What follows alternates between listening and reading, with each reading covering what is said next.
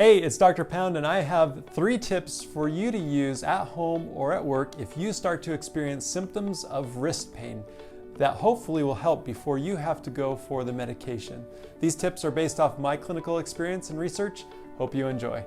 All right, tip number 1 is simply taking a rubber band and put it around your fingers. Opening up your fingers, this will help actually exercise the muscles that are antagonists to the muscles that commonly cause wrist pain.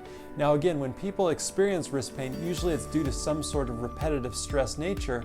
So doing an exercise that actually counteracts it is extremely effective for getting rid of the symptoms that you may be experiencing due to repetitive stress injuries.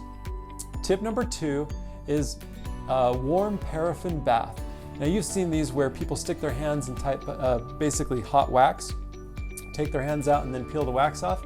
This is extremely useful for getting blood flow to the area, loosening up the area, and helping relieve some aches or pains that are associated with inflammation in that area. Paraffin wax allows your hand to get hotter than it normally would with just like a heat pack, but not burn you. So it's extremely effective for helping with wrist pain.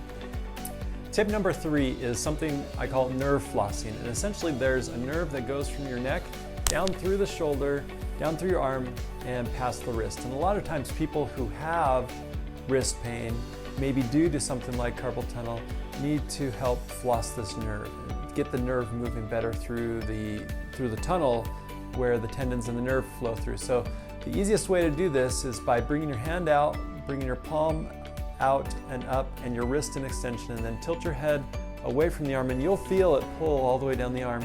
And then you can tilt your head back towards the arm. And then when you bring your head away from that arm, bring your hand forward into a flexion position and then extend it.